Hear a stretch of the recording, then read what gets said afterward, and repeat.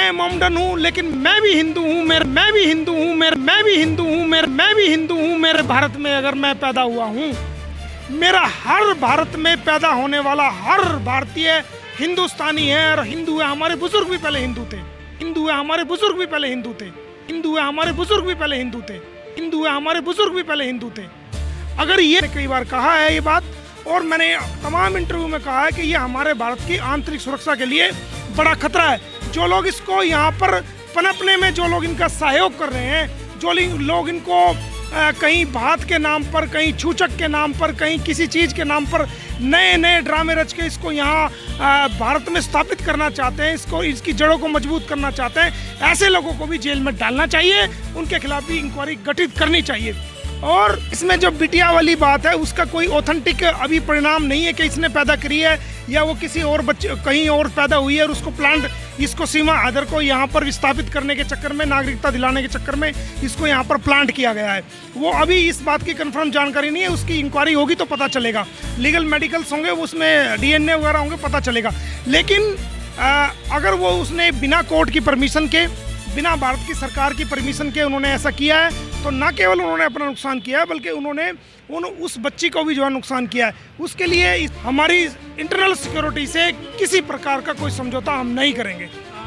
रहा सवाल सीमा हैदर का, तो जैसा सरकार ने कदम उठाए हैं, सरकार ने जो कदम उठाए हैं, जो फैसले लिए हैं, तो सरकार ने वो फैसले लिए हैं जिनसे सरकार को लगता है कि इस नाजुक वक्त में जो फैसले लिए जाने चाहिए तो वो उठाए हैं। रहा सवाल सीमा हैदर का, तो जब वीज़ा लेके जो लोग भारत में आए हैं उनको 48 घंटे के अंदर भारत छोड़ने का भारत सरकार ने हुक्म जारी किया है।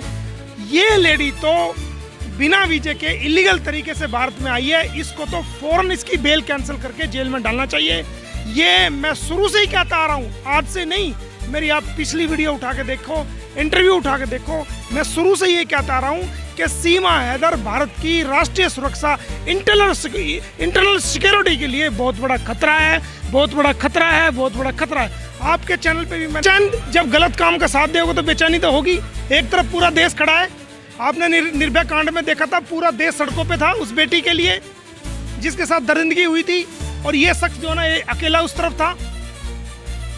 तो हम तो देश की तरफ है ना, पहले हम वहाँ जाएं, हम वहाँ चलेंगे जहाँ पहले देश होगा। देश की सुरक्षा पहले है, देश का राष्ट्रीय हित पहले है, और बातें सब बाद की बातें हैं। पहले हमारा देश है, हमारी कंट्री है, हमारे नागरिक है, उनकी सुरक्षा है। देश से बाहर नहीं, जेल में भेजना है बस। देश से बाहर तो जाएंगी नहीं, जाने नहीं देना उसको जेल कटवानी है भारत की, जेल में भेजना है जो उसने ब्रेक किया है हमारा कानून। नौमीन जी तो हमारे देश की जनता करेगी, ये कौन होती है?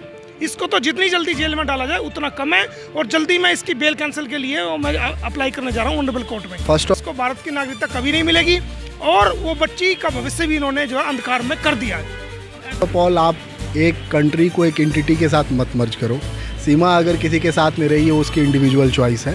हाँ, अगर सीमा का स्टैंड ऐसा होता है कि वो पाकिस्तान को या ऐसे कोई लोग हैं जो इस टेरर अटैक में शामिल है, उसके लिए स्टैंड सीमा हैदर की एंट्री को लेकर हम बात नहीं, जो भारत सरकार ने जो भी नाम के तमाम जितने भी वीजा होल्डर हैं उनको बोला कि 48 घंटे के अंदर जितने भी वीजा होल्डर, ठीक है गलत है?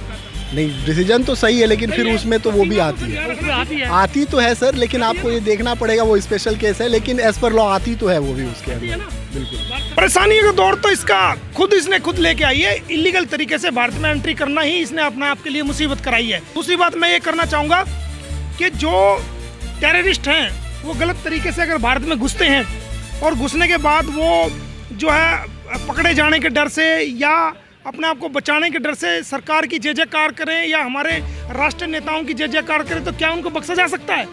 वही फार्मूला ये सीमा हैदर अडॉप्ट कर रही है, हमारी भारत सरकार की जो है तारीफ कर रही है, और हमारे राष्ट्रीय नेताओं की जो है वो तारीफ करके सिर्फ बचने का ढोंग कर रही है।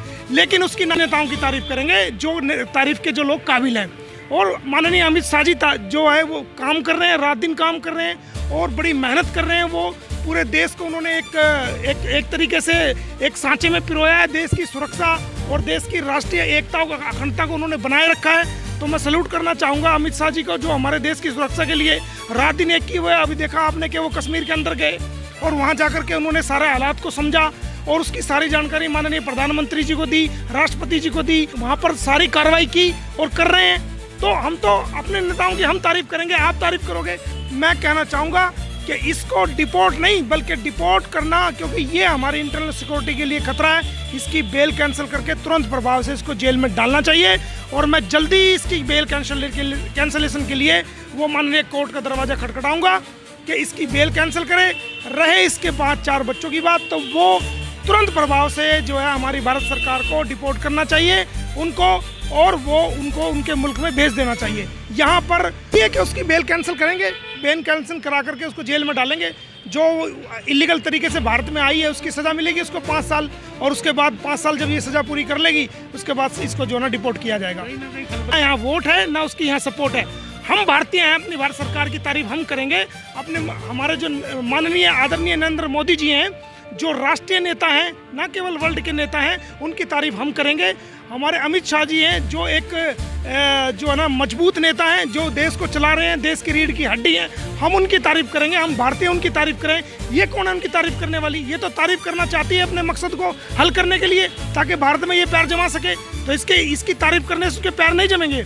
हम अपने है कि उनके कंडक्ट को देखना चाहिए कि क्या वो भारत से दिल से जुड़ी हुई हैं। अगर उनका इंटेंशन सही है तो उन्हें देश में रहने देना चाहिए। तरीका तो गलत है और इस पे एक्शंस होना चाहिए ताकि फ्यूचर में ऐसा ना हो। तरीका बहुत गलत है। हाँ, रहा होगा, लेकिन जो सरकार के नॉर्म्स हैं कि जो इलीगल तरीके से आया, चाहे लीगल या इलीगल भी आया, लीगल भी आया, उनके वीज़ा कैंसिल कर दिया, they have to go back. Illegal तो कहीं से भी सपोर्टिव नहीं होना चाहिए, ये तो गलत ही है। सही बात है। फिर हम देखिए, ये जो घटना है, इस घटना से न केवल सरकार बल्कि हम सब भारतीय दुखी हैं। हमारे देश का बच्चा बच्चा इस घटना को लेकर के दुखी है, परेशान है, आक्रोश में है, गुस्से में है, जो कि जायज़ है। हमारा धर्म, हमारा मजहब, हमारा जो रिलीजन है, वो सब चीज़ें जो है वो बाद की बातें। सबसे पहले हम सब लोग एक हैं, चाहे वो किसी भी धर्म के हैं, किसी भी मजहब के हैं, किसी भी जाति के हैं, किसी भी रंग रूप भेद के हैं, हम सब सबसे पहले भारतीय हैं। जो सामने बात आई है कि उनसे पूछा गया कि आपका धर्म क्या है, और उसके बाद उनको जो है वो गोली मार दी गई। मैं शेम करता हूँ, और ये हमारे लिए बड़ा दुखदाई ये एक बात है कि उनको पूछ करके कि आपका धर्म क्या है। मजहब नहीं सिखाता आपस में बैर रखना। हम हिंदी हैं, हम वतन हैं, हिंदुस्तान हमारा हर का। तो जब वीज़ा लेके जो लोग भारत में आए हैं उनको 48 घंटे के अंदर भारत छोड़ने का भारत सरकार ने हुक्म जारी किया है। ये लेडी तो बिना वीज़े के इलीगल तरीके से भारत में आई है, इसको तो फ़ौरन इसकी बेल कैंसिल करके जेल में डालना चाहिए। ये मैं शुरू से ही कहता आ रहा हूँ, आज से नहीं। मेरी आप पिछली वीडियो उठा के देखो, इंटरव्यू उठा के देखो, मैं शुरू से ये कहता आ रहा हूँ कि सीमा हैदर भारत की राष्ट्रीय सुरक्षा, इंटरनल सिक्योरिटी के लिए बहुत बड़ा खतरा है, बहुत बड़ा